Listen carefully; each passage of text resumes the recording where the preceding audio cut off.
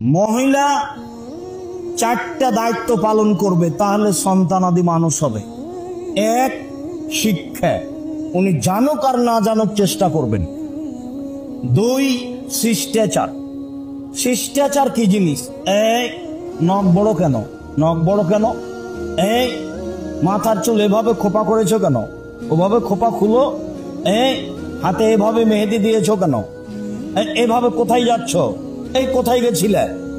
শিষ্টাচার কাকে বলে? ওই বাড়িতে বিবাহ লেগেছে, তোমরা ওখানে যাওয়া হবে না, ওখানে মানুষজন আছে, যাওয়া হবে না। শিষ্টাচার। শিষ্টাচার বলতে অন্তত ও যেটুকু বুঝে সেটুকু চেষ্টা করবে। সালাম দিয়ে বাড়িতে ঢুকতে হবে, সালাম দিয়ে বাড়ি থেকে বের হতে হবে, কাপড় মাথায় দিয়ে বাড়ি দিয়ে বের হতে হবে। মেয়ে মানুষ মানে পায়জামা পরবে, জাঙ্গিয়ে, হাফ প্যান্ট নয়। যেদিন হাঁটতে পারে সেদিন থেকে মেয়েটা পায়জামা পরবে, সেদিন থেকে মাথায় একটা স্কার্ফ দিয়ে চলবে। ছোট থেকেই তাকে ধর্মীয় লেবাসে গড়ে তুলতে হবে, নম্র ভদ্র করার প্রাণপণে চেষ্টা করতে হবে। মা হিসেবে শিক্ষা ও শিষ্টাচারে সরিষা সম পরিমাণ পিছে উঠতে পাবে না। ওই যদি উলা ডঙ্গির মতো এইদিকে হাঁটে একবার, ওই দিকে হাঁটে একবার, একবার ইস্টা জালসা দেখে, তো তার মেয়ে কি শিখবে? এগুলো দিয়ে একটা পরিবার গড়া যাবে না।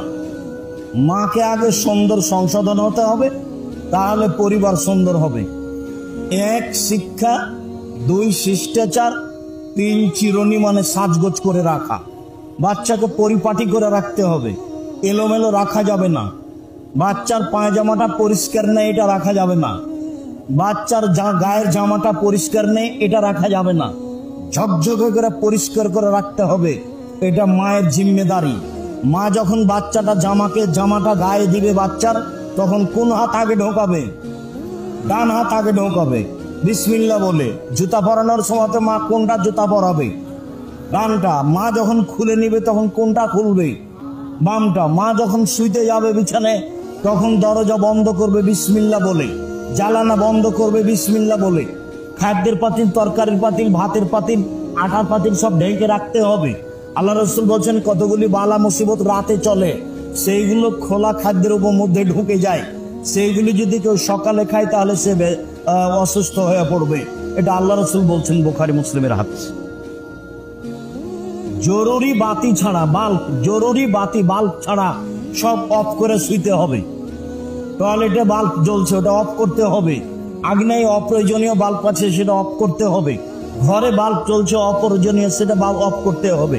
যেটা জরুরি খুব রাতেও লাগবে, সেটা ব্যতীত সব অফ করে ঘুমাতে হবে। অফ করার সময় বিসমিল্লাহ বলতে হবে।